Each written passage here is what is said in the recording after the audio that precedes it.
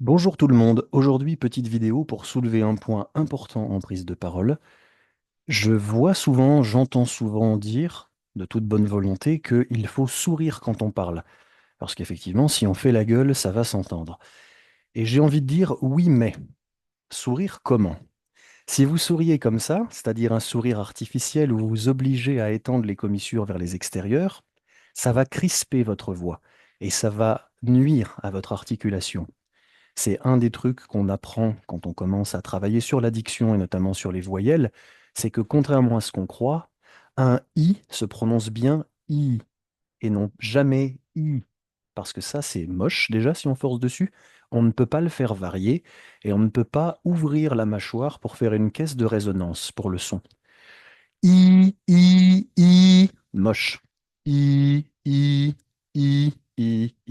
Mieux. Si vous souriez donc, vous ne pourrez pas, par exemple, faire un A. Vous allez faire un A comme ça.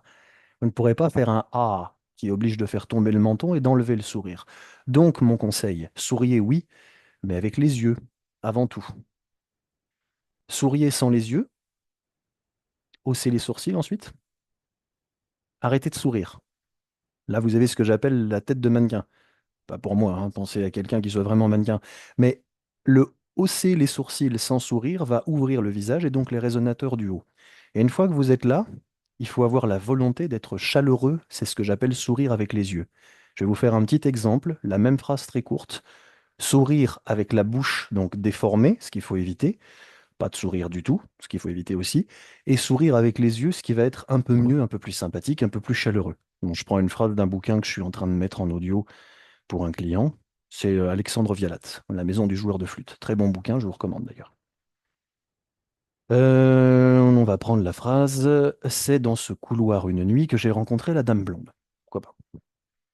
Donc, on y va sans sourire. C'est dans ce couloir une nuit que j'ai rencontré la dame blonde. Là, pas terrible, il n'y a pas d'intention et en tout cas, on n'entend pas de sourire. Maintenant, je vais m'obliger à sourire. Ce qu'on dit de faire au téléconseiller. Souriez, souriez au téléphone, ça s'entend. C'est dans ce couloir une nuit que j'ai rencontré la dame blonde.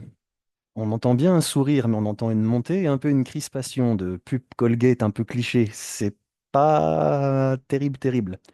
On sent l'artificiel. Maintenant, je vais essayer de faire sourire mes yeux, c'est-à-dire, j'imagine que je parle à des gamins que je veux faire rire ou que je veux un peu émerveiller. Donc, c'est ce que j'appelle rire avec les yeux. C'est dans ce couloir, une nuit, que j'ai rencontré la dame blonde. C'est léger, mais on entend une chaleur de voix.